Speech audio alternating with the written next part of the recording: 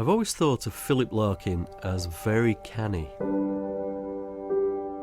Life is first boredom, then fear. Whether or not we use it, it goes. The way that he took on board those writers that he thought were important, who'd gone before him, poets like W.B. Yeats, W.H. Auden and Thomas Hardy. What I like about Hardy primarily is his temperament and the way he sees life.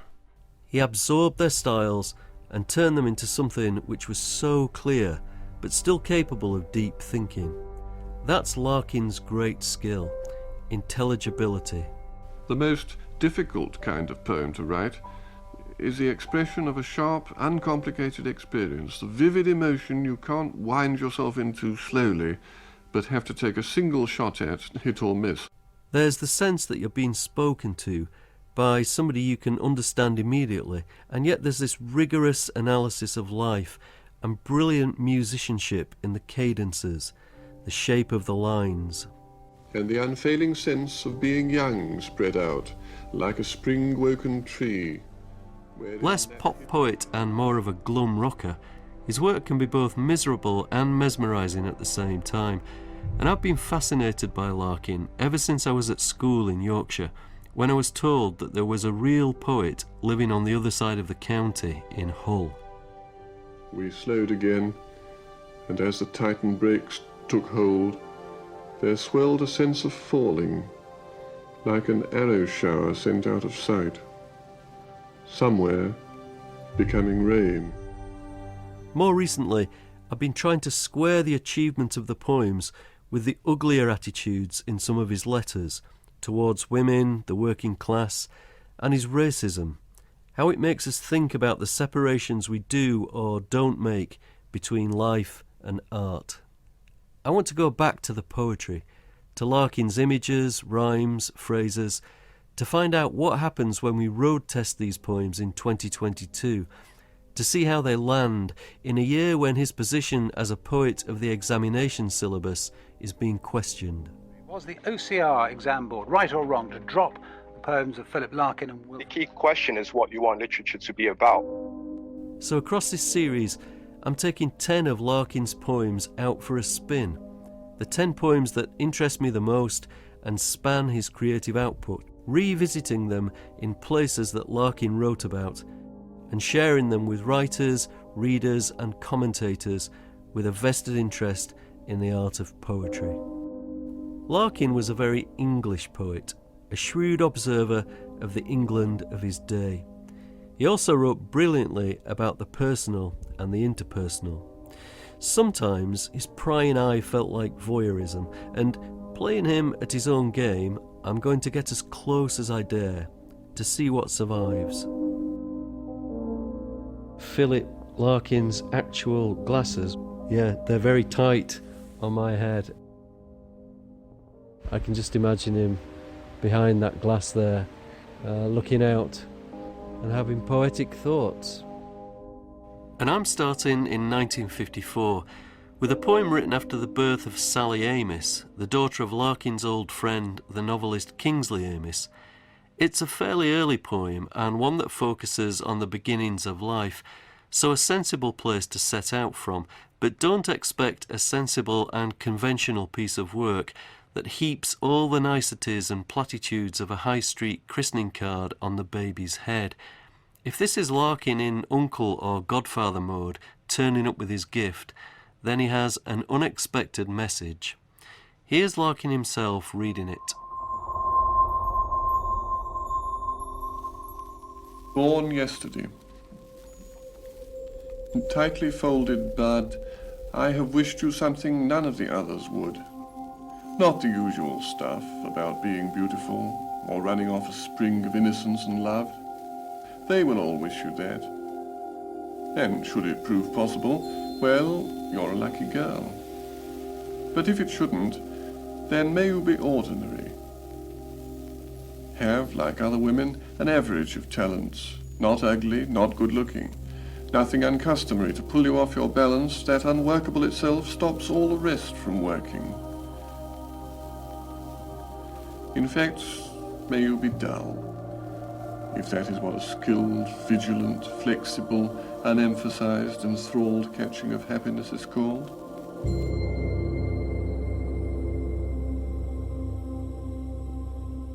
Born Yesterday was written before Larkin achieved recognition for The Whitsun Weddings and High Windows, collections that brought him fame, then cemented his reputation. But it points the way ahead, testing us and sometimes teasing us with unexpected logic and challenging opinions. When Larkin is at his most Larkin-esque, he loads apparently simple words with a high emotional charge. When I first read that, I thought, may you be dull. But then I thought, actually, he's reclaimed that word for us, dull. The poet Ian Macmillan, who always sees the shine in so-called ordinary words. When you look at the word dull, it's quite a beautiful word. You know, it's almost liquid, it's watery, it's got the L's at the end. And may you be dull, if that is what a skilled, vigilant, flexible, unemphasised, enthralled catching of happiness is called. And that's what poets should do, isn't it? Say, here's a word that you think you know. Well, you don't know it anymore because it's about this. You don't have to have had extraordinary adventures to write poems. You can find the miraculous in the everyday. And I actually wonder if that's something that connects me and you as writers. We've always written about things that are right there in front of us that might be seen by other people as ordinary. We can say to people, everybody's life is worth writing about. You could imagine a parallel world where he ended the poem with that line, in fact, may you be dull. Just end it there, but instead he's said all the things that dull can be and that ordinary can be. That's really fascinating, especially in this contemporary society where we see so many people struggling with life because they're asked to measure themselves against the extraordinary, something that they can rarely achieve. Yeah, so people want to be beach body ready. Beach body ready, like me and you. Yeah, which beach is that? The great inland Yorkshire beach. I'm not so far away from a beach today, well, the docks anyway. I've come to road test Born Yesterday at Liverpool's Institute for Performing Arts to see how his words fall and his ideas land with a younger generation of readers, students who put a high value on the things writers say. But first, in the spirit of one of Larkin's best-known poems, Churchgoing, I'm making a short diversion, just a stone's throw away from Lipper on Percy Street. I'm heading into St Bride's Church in Liverpool. It's a very Larkin thing to do. I didn't have any bicycle clips to slip off, but poking around in an old church feels like the kind of thing that he was prone to do. There are pigeon nets up across the balconies, lovely big organ up there. I've always read a lot of Larkin's poems as prayers and hymns, I think probably because of the rhyme scheme. And I've always imagined that poem being read while holy water is being dribbled on a baby's head, a very unusual and unorthodox blessing. If that is what a skilled, vigilant, flexible, unemphasised, enthralled catching of happiness is called. Okay, thank you. Settle, please. There's too many voices in the room. Settle down. You have to settle, please. Most of the students at Lipper have heard of Philip Larkin, even if they haven't heard the poems. So what do they make of Born Yesterday? What do students who aim to make a career in the limelight think about a poem which celebrates the ordinary? So let's hand the poem out. This is a poem called Born Yesterday. Anybody want to read it? Just read a few lines, read the whole thing. Yeah, go on, great. Tightly folded bud, I have wished you something none of the We'll all others wish would. you that. And should it prove possible, well... Not ugly, not good looking, nothing uncustomary. Emphasised enthralled catching of happiness is called. First thoughts? It's gorgeous. It's really beautiful. Yeah, I'm thinking about the word average. I think it's interesting how our generation has been told we're all unique. So there's a contrast there. I think this whole idea of being exceptional is actually a kind of curse on humanity, I think. when it says, well, you're a lucky girl, it's very reminiscent. Like, I'm almost 23 years old and I still get called a girl a lot, and sometimes it feels like an infantilization. Poems like this are important because it just reminds you there are more important things than success in your career or material achievements. Well, for your 20th birthday, we wish you what none of the others would. Be ordinary, be dull. Thank you so much. Individual. You've got to stop thinking about the individual. This is a piece of ensemble work, which means you have a collective responsibility to each other. Don't let it drop. Keep it in the air. You've got to stay... Well, the poem got a better reception than I thought it would among a younger crowd. But what about that phrase, lucky girl? Is that really acceptable these days, coming from an older man? Unbalance. Even fully grown, she'd be a girl to you. You rarely mention women, except to stress our looks or what we cannot do, though girls... The poet Sinead Morrissey won the Forward Prize for her book On Balance, which offers a pointed and passionate response to Larkin's Born Yesterday. I wouldn't let you near my brilliant daughter. So far, in fact, from dull, that radiant, incandescent, are as shadows on the landscape after staring at the sun. I've always felt that if I object to the word dull, that in some way I've risen to the bait, because that's what he wants me to do. And I was also thinking about this poem in the context of, you know, young women these days really struggling to live up to ideas of having to be shiny and to be stardust. You know, maybe, and, you know, maybe this is also, you know, Larkin addressing himself in some ways. I think it is a problem for Larkin to tell anybody else that they should be dull, that they should be small, that they should not fall into any kind of exceptional category. And it's especially problematic when it's a man telling a woman, and it's even more problematic when it's a grown man telling a child. Do you think he would have written this poem to a baby boy? No, I don't think he would have written it to a baby boy. Is it still possible to like Larkin's poems generally, or even to love them, you know, despite those misgivings about, you know, particularly his use of language about women? Yeah, I think it is, actually. And it's kind of a complicated position to occupy. I think while I take exception to certain poems or certain elements of Larkin's poetry, I also really have to acknowledge other poems as kind of monuments in the language for their kind of just supreme skill, and also for their sense of the numinous and the transcendent, which when it happens in Larkin, and it's not that often, but when it does happen, is utterly convincing. And that feels to me to be a balanced approach. Avoid, ignore, or even write a smart response to what doesn't feel good in Larkin, but acknowledge the excellence when it happens. Next, I'll be looking at Talking in Bed, one of Larkin's more world-weary poems, I think. Just how should we judge this Larkin? Talking in bed. Talking in bed ought to be easiest. Lying together there goes back so far, an emblem of two people being honest.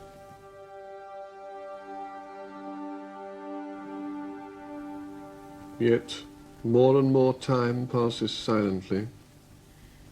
Outside, the wind's incomplete unrest builds and disperses clouds about the sky.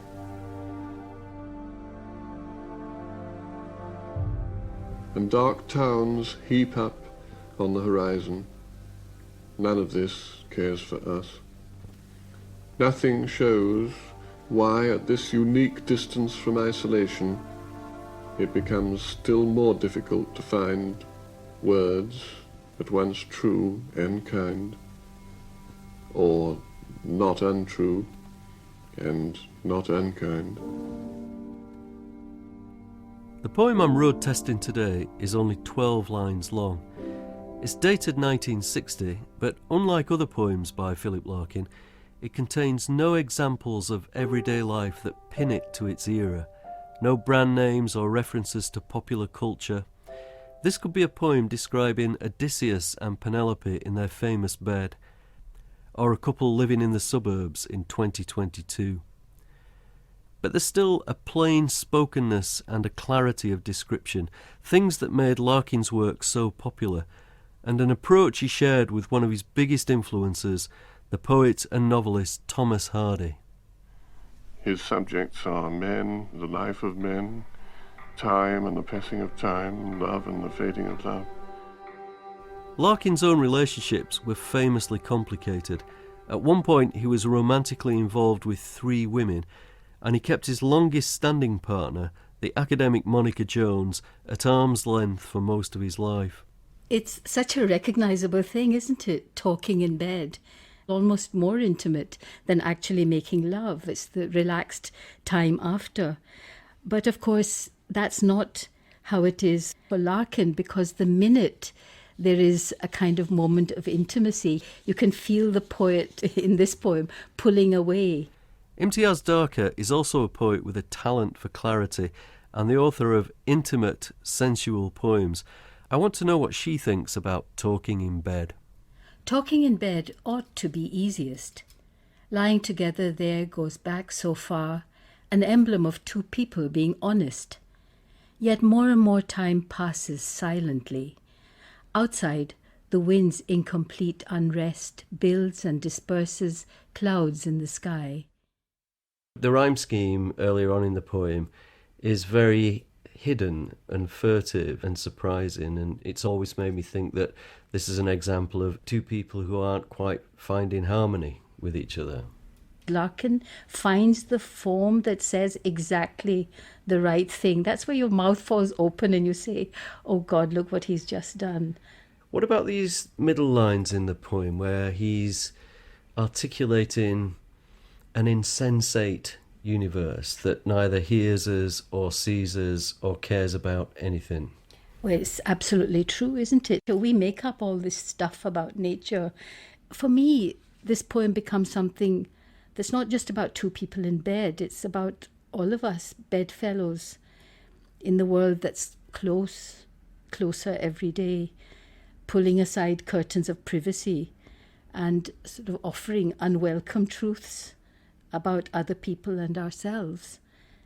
There's nothing nowadays more revealing than Twitter sharing and the broadcasting on social media, which Larkin never knew, but it's as if he's speaking into the future, as if he's speaking to us now.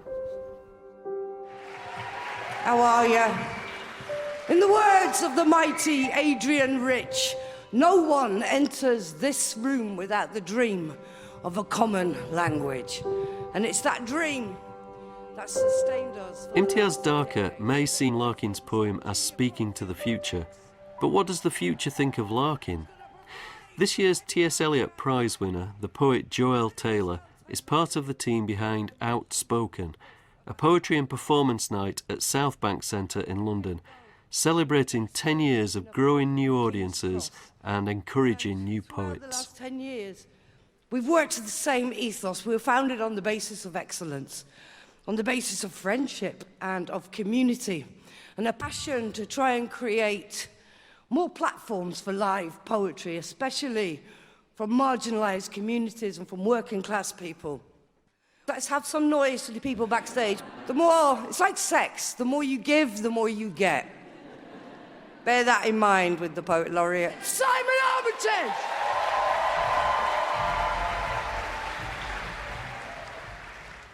It's very nice to be here in foggy London. I'm going to read... Nothing shows why, at this unique distance from isolation, it becomes still more difficult to find words at once true and kind, or not untrue and not unkind. What does it make you feel reading the poem? It actually makes me feel a real sadness. I'm in the middle of a divorce at the moment. I feel what Larkin's done here is encapsulate an entire relationship in what's something like 8 lines of poetry. Yeah, it's using actually quite a few techniques you'd find in traditional spoken words. So the 1 line, space, and then 3 lines, building the power and then dropping it out again. Thinking about it in terms of music and swells in music and the way music swells and then stops and comes back down again. Outside, the wind's incomplete unrest builds and disperses clouds in the sky, and dark towns heap up on the horizon. Time is passing by, but you have this island, you have this moment in the bed where you're both true and both responsive to one another, but then that too passes. As if the heat's gone out of it. As if the heat's gone out of it, exactly. What would happen if Philip Larkin walked onto the stage at Outspoken? How would he go down? That's a very good question. Larkin is problematic as far as Outspoken is concerned in terms of his views on race, his views on class and women. So basically, somebody in Outspoken is going to feel really annoyed. We wouldn't, I don't think, be able to platform him. Even though we're looking at work that we appreciate, and we certainly, I'll talk for myself rather than everybody else, but appreciate this sense of dark England as a historical fact and as an artefact, and appreciate his ability with language. We want to, programme a wide world, and Larkin's world is narrow. It's very narrow. How would a poem like this sound if we didn't know it was by Larkin and somebody else came onto stage and read it at Outspoken? How would it work then? It would work well. I think it would work very well. But this is the age-old conversation, isn't it? About all the gods, all our heroes. And when you look deeply into their work, certainly me as a gay woman and working class woman, you often find that the people you admire the most wouldn't want to be in a room with you. Nothing shows why, at this unique distance from isolation, it becomes still more difficult to find words at once true and kind, or not untrue and not unkind. It can feel kind to be untruthful, but it is almost always not actually that kind to be untruthful. Stephen Bush is Associate Editor of the Financial Times.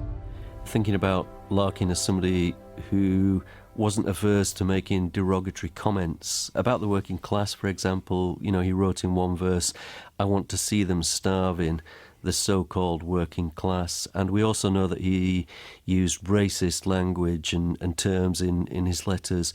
With your background as somebody with mixed race, as somebody who's experienced racist comments, how do you square that with the Larkin that you value and whose work you appreciate? He speaks to a type of anti-working class, anti-immigrant bigotry that has been very politically powerful at various points in this country, but in a way, while I'm reading it, I feel, I understand this. I've been given a perspective on what it's like to be inside someone else's skin, and that is part of, to me, the value of Larkin, is that sense of a bridge being closed when I read him. Do you find that bridge and that through the poem Talking in Bed? Yeah, I do actually. You do get this feeling of kinship with a relationship where you are aware that you have run out of genuine emotional intimacy, struggling to find something and is not untrue and not unkind to say. And then when, if I were then to go and read one of his more unpleasant poems or some of his letters, I would go, oh, right, okay. So I feel I have a greater connection with someone who has these sentiments than I would expect. It's very easy, I think, for most of us to conclude that we are better people in life, better people in love than Philip Larkin. And it's useful that the sense of intimacy, to me at least, that his poetry creates does force me to suddenly go, OK, well, what have I not been as proud of?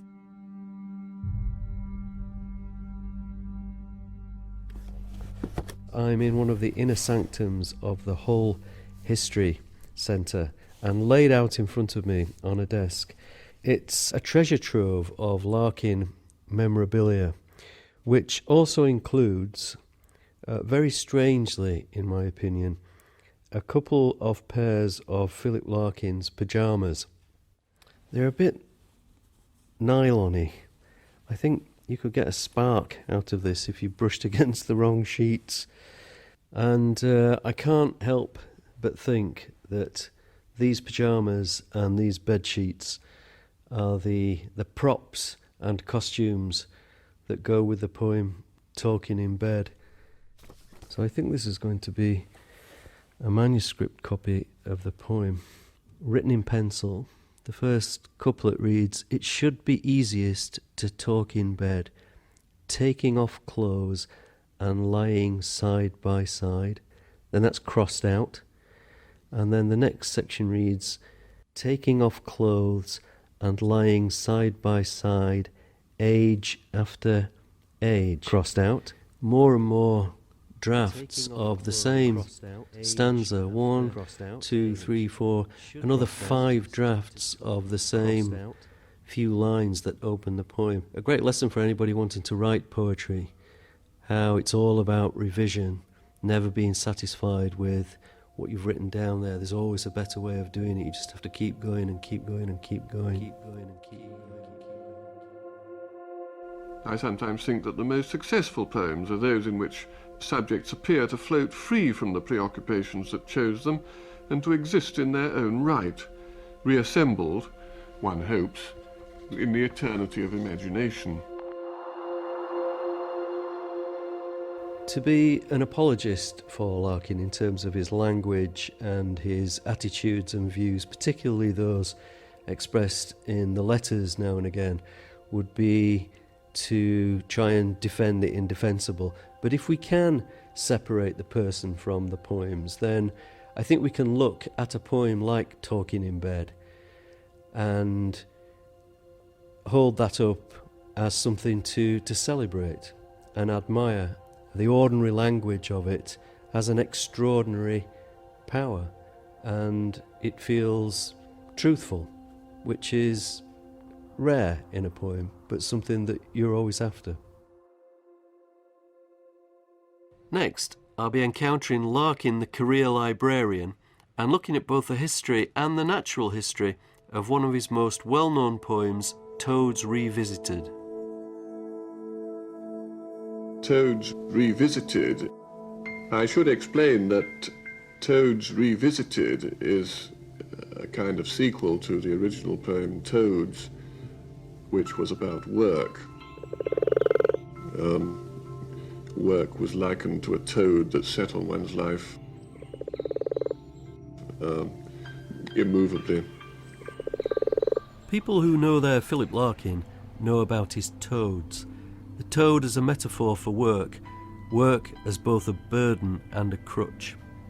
Toads Revisited, his second Toad poem, is a great example of what I think of as Larkin's genius for social observation, but with a kind of attention to detail that can date a poem. I want to know if Larkin's poem and his toads still mean something to us in 2022. He's observing things. He's observing himself in relation to what's normal. Can I be here? Just have a fun time? Usually, almost always with Larkin, the answer is no, I can't. I'm Toby Litt, I'm a writer, sometimes a poet, and I teach creative writing at Birkbeck College in London. Which direction should we head in? I don't think I've been in Regent's Park before, except up in the zoo. It's very decorative, isn't it? It's quite formal. There's lots of arcades of trees and things. But I think the northern end is probably the best. Walking around in the park should feel better than work. The lake, the sunshine, the grass to lie on, blurred playground noises beyond black-stockinged nurses. Not a bad place to be. Yet it doesn't suit me. So in the poem we discover Larkin in the park, in the sunshine, and there's a lake and there's grass to lie on and there's the playground noises, and then he makes this statement, yet it doesn't suit me. And then he goes into this, I think, quite cruel list. Being one of the men you meet of an afternoon, palsied old step-takers, hair-eyed clerks with the jitters, wax-fleshed-out patients still vague from accidents, and characters in long coats deep in the litter baskets, all dodging the toad work by being stupid or weak. Do you see that as cruel? Quite cold-eyed? If it's descriptive of someone and it seems to be having a go at them, you probably give it to Larkin over another poet. He comes out with a kind of completely skewed logic, which he knows it's skewed, which is they're kind of shamming being stupid and weak in order to get out of work. If I can forgive him for those descriptions, which some people do find, distasteful, it's because I think they are versions of him. Shadow versions, alternative versions. There's a little bit of there but for the grace of God go I. I don't think the tone is sneering. I think he's really trying to figure them out, and he's seeing them at different levels. And the irony of taking them as masquerading as what they are means that you're forced to think, well, no, they're not. You're arguing back at the poem even as you're reading it. And he knows that. He knows that. Think of being them, hearing the hours chime, watching the bread delivered, the sun by clouds covered, the children going home. I think he does a day in one stanza with the sun kind of climbing through the sky and us seeing something early, middle of the day and late, then watching the bread delivered, because bread's going to be made early in the day, watching the bread delivered, the sun by clouds covered, the children going home. So he's doing a very kind of fast forward, almost time-lapse version of the day then. Think of being them, turning over their failures by some bed of lobelias, nowhere to go but indoors, no friends but empty chairs. That is one of the small points in the poem where it makes me chuckle. The failure and lobelia to rhyme properly is it's a good poet joke. No, give me my in tray, my loaf-haired secretary, my shall I keep the call-in, sir? What else can I answer when the lights come on at 4 at the end of another year? Give me your arm, old toad. Help me down Cemetery Road.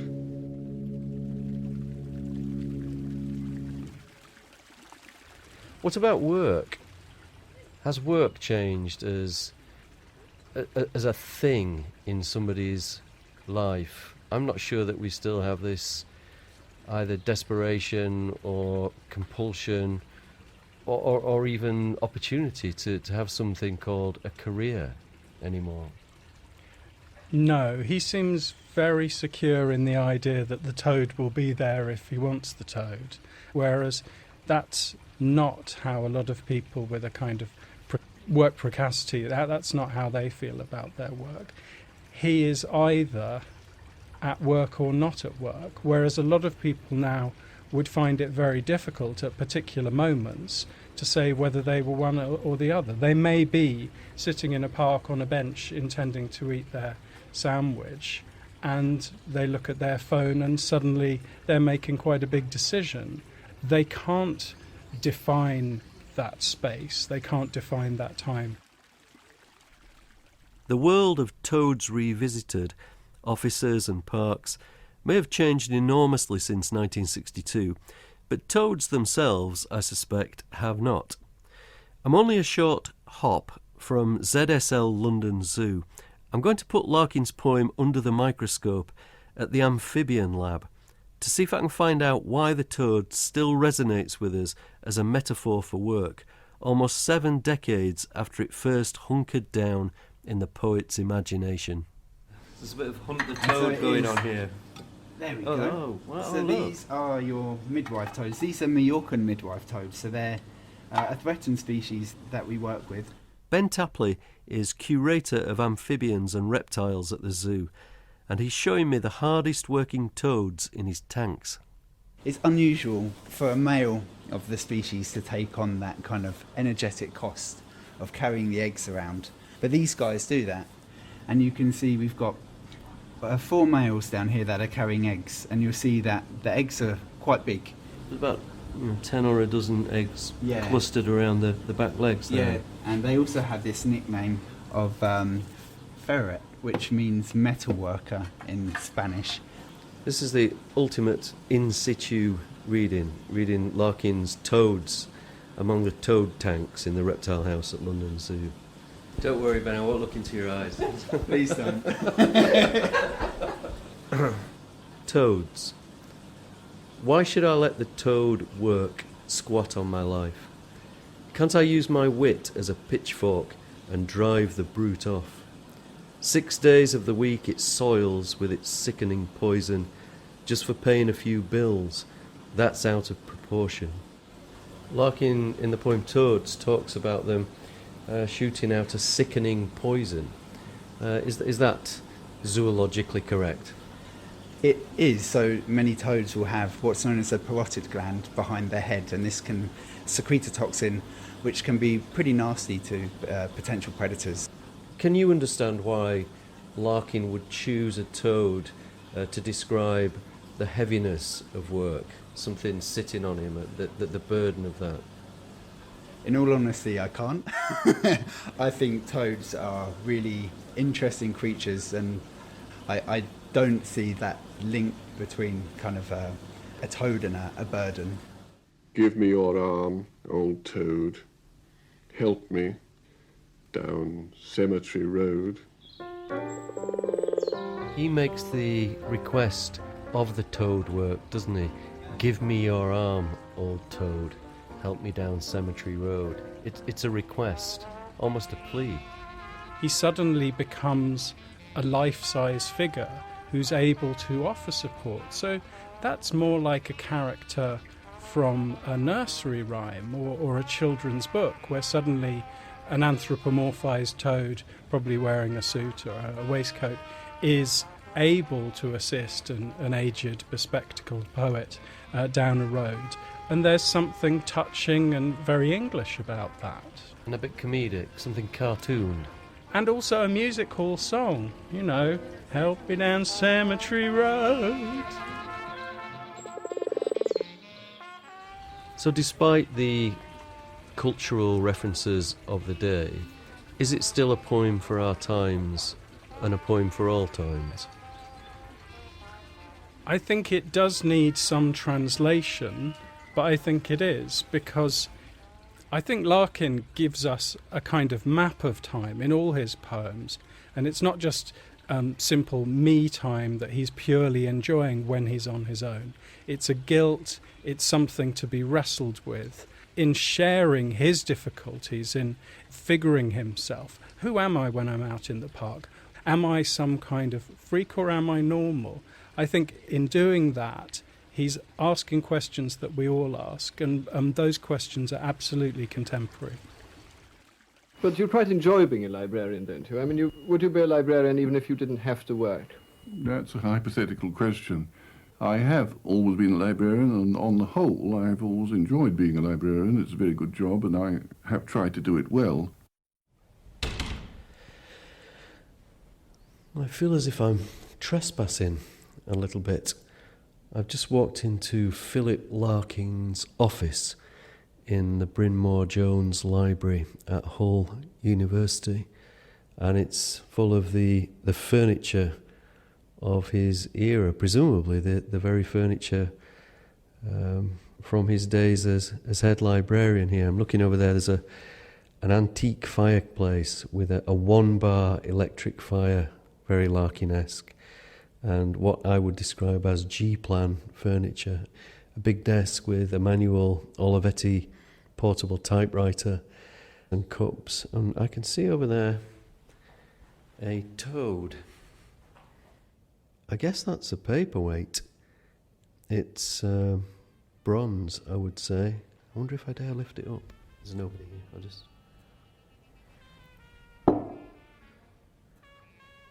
When I saw the toads in London Zoo, they struck me as quite nimble and alert and active and colourful, and couldn't really think of them in the way that Larkin was using them in the poem. But looking at this paperweight on Larkin's desk and seeing this bronze toad with its legs outstretched, covering a lot of ground, I can see in its posture something that Larkin might have been picking up on.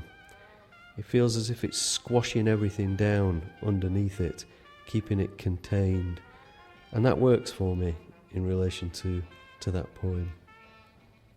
It almost looks like it's sitting on some kind of secret and isn't going to budge. Not for anybody.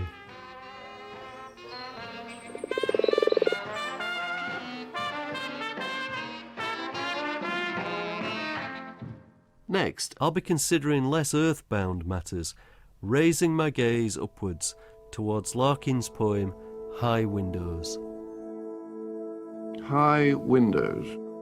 Larkin's office in the Bryn Mawr Jones Library at Hull University is almost an exact cube, and every side of it is solid and firm, apart from one wall which is nearly all window. It feels visually opulent standing here. The windows are wide and high. Starting to think about Larkin as the observer, making his poetic notes. There is something voyeuristic in Larkin. It's definitely a vantage point. You can watch the students and the staff and the very beautiful trees in the foreground and the benches and shrubs. When I see a couple of kids and guess he's fucking her and she's taking pills or wearing a diaphragm, I know this is paradise everyone old has dreamed of all their lives.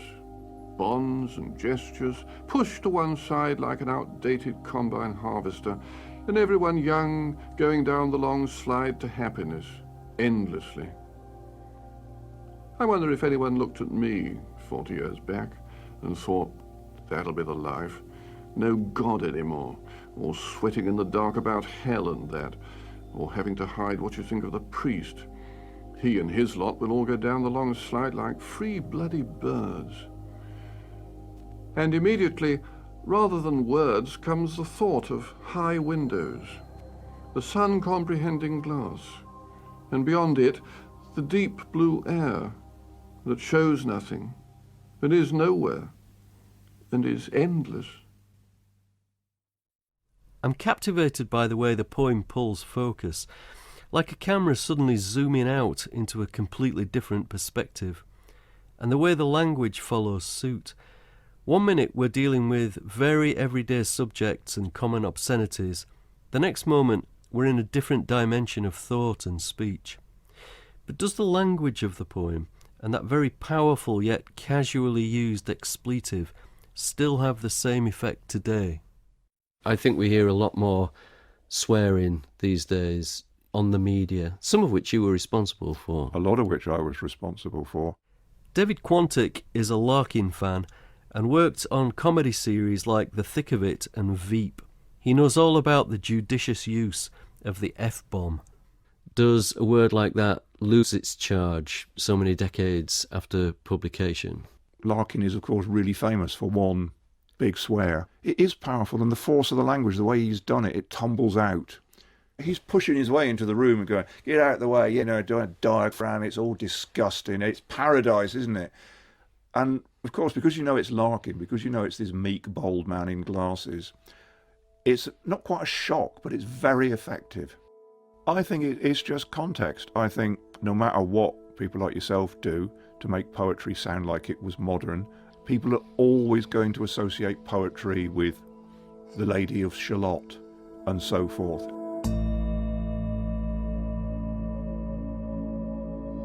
I wonder if anyone looked at me 40 years back and thought, That'll be the life. No God anymore, or sweating in the dark about hell and that, or having to hide what you think of the priest. He and his lot will all go down the long slide like free, bloody birds. That was this year's winner of the T.S. Eliot Prize for Best Poetry Collection, reading Larkin out loud. And Joelle Taylor is something of an expert when it comes to the public performance of poetry. You got a lot of drama out of that poem. Is it a dramatic poem? I mean, I think it is. You know, particularly the parts when he's going, that'll be the life, no God anymore.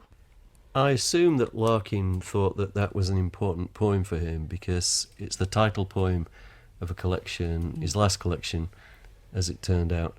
And I read it as one of the bleakest poems in 20th century literature. Yeah, it is a very, very bleak poem. It's the line for me, everyone young going down the long slide to happiness, to have that contradiction. The long slide down to happiness, the best you can achieve. Everything you're doing, all that sex, all that freedom, all those mini skirts, all the thing, the contraception, the pill, it's just a long slide to the bleakness of your actual life, of happiness. Happiness is shit. You know, it's quite patronising. It feels relevant to me because he's describing each generation's envy for a younger generation. Yeah, I agree. And also the paranoia, the sense that the younger generation is here to overthrow us. That's the point of them. I actually love the last bit. And beyond it, the deep blue air that shows nothing and is nowhere and is endless. I think it's the endless I love. It's almost the heart of poetry for me, this endless nothing that you stare into, because it's where everything comes from.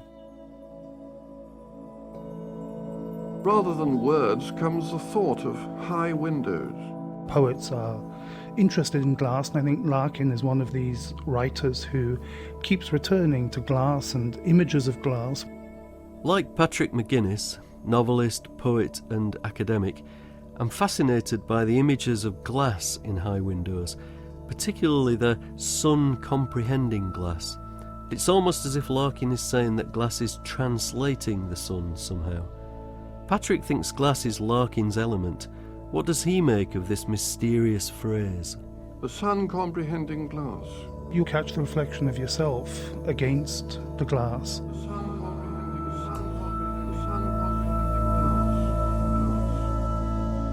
Whether it's actual literal glass, wine glass, window glass, but also ice, like the ice cubes that in his poems he enjoys dropping into his glass of whiskey. And beyond it, the deep blue air. The real glass in Larkin as a material is the glass that allows almost uninterrupted sight. That shows nothing. That it allows you to see out far. It is nowhere. But it also allows you to see yourself somehow. And is endless. We've come to get a closer look, very literally, at the glass that Larkin was most intimate with, the glass he looked through every day, now kept at the Hull History Centre. It's a bit like Pass the Parcel. Well, here they are. Larkin's actual glasses in a very stylish brown case. And there they are. Yeah, they're very tight on my head. And it's fair to say I can't see a damn thing with these on. They are very, very thick. This is like trying to look into an aquarium. Glass and windows are something of a recurring theme. What about glass in relation to what I think of as that extraordinary moment at the end of High Windows?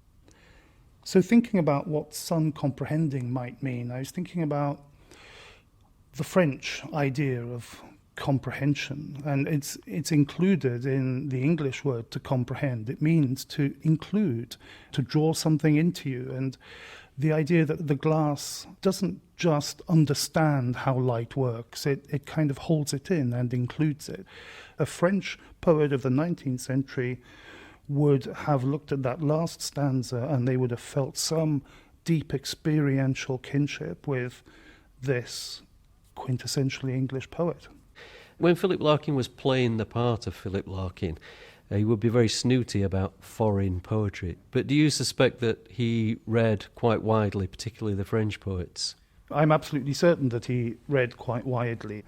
So sitting here in the Hull History Centre, I'm surrounded by Larkin's books, and I pick up two of them here, an anthology of French poetry from Nerval to Valéry, and the Oxford Book of French Verse. And all the classics are there, Mallarmé, Baudelaire, Rimbaud, and they're obviously being read, and they're being bookmarked. So I think that what Larkin is doing as he plays the role of Larkin is, in a sense, covering his traces. Is it because the poem is abstract at the end, or exhibits elements of modernism which we might have imagined Larkin to be somewhat snooty about? That as well, yes. I think what he does, which these French poets would have responded to, is he's taken away belief, as it were, but he's left the whole where it used to be. And that's what I find exhilarating, actually, when I read this. In a post-religious way, I recognize that what he's doing here is engaging with the places and the feelings that religion used to give us. There's something visionary taking place there, but it's a vision of nothingness. There's a folder here with some loose sheets of paper and some typed early drafts of poems, and I think this may well be an early version of High Windows. So it's very fragile, almost tracing paper, really. I'm just looking at this, Patrick, the last stanza. Do you want to read it? Rather than words comes the thought of high windows, their sun-sanctified glass, and beyond, deep blue air that shows nothing and is nowhere and is endless. Well, that's extraordinary, isn't it? Because he's replaced sanctified, which is the religious word, with comprehending. And that changes everything, doesn't it? I've been on something of a mission to road test Larkin's poems. Is High Windows still a very good poem? I think it's still a very powerful and relevant poem because it's about the classic subject of time and how we relate to time. The speaker is looking at people who are younger than him and imagining that they've got a better shot at life than he ever had. And then suddenly the poem takes you into a different place. It's like a burden being lifted, all those intergenerational anxieties we have about our bodies, the people who come after us, the people who came before. The poem actually enacts taking us to a place where it doesn't matter. And I think that makes it poetically very roadworthy, I think. I feel free when I read those last lines. That's a useful perspective on the poem, which doesn't completely remove its bleakness for me or thaw out its chilly message of hopelessness, but does give it a new sense of meaning and relevance, especially in an increasingly unreligious society. I've got one more piece of glass to visit before I'm done with this poem, one absolutely connected to its title. This is Pearson Park. It's very busy, lots of things going on, lots of mums pushing prams, fountains, bikes, there's a couple of mallards, drakes just crossing the path in front of me, and I've just come here to try and get a little peep at Larkin's former address. I'm looking upwards at the windows of Larkin's flat, those high windows, and I can just imagine him behind that glass there. Towards the end of the poem High Windows, he adjusts his gaze, he looks upwards, he looks towards the sky, he looks towards the sun, and he looks beyond it. As we leave this omnibus edition of Larkin Revisited, there's time for one more poem where Larkin looks up to the sky, writing about love's bright incipience sailing above, It's called Love Songs in Age, and it's about, well, love songs, the excitement they promise when we're young, and the nostalgia for those feelings when we hear them decades later. It's a personal favourite because of its own musicality. Let's hear Larkin reading it. She kept her songs. They took so little space. The covers pleased her. One bleached from lying in a sunny place. One marked in circles by a vase of water. One mended when a tidy fit had seized her and coloured by her daughter.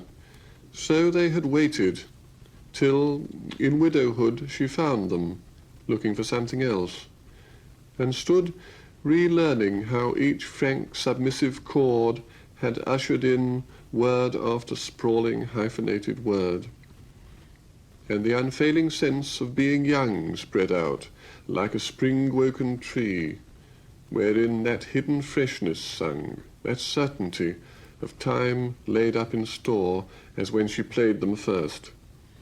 But even more, the glare of that much-mentioned brilliance, love, broke out, to show its bright incipience sailing above, still promising to solve and satisfy and set unchangeably in order.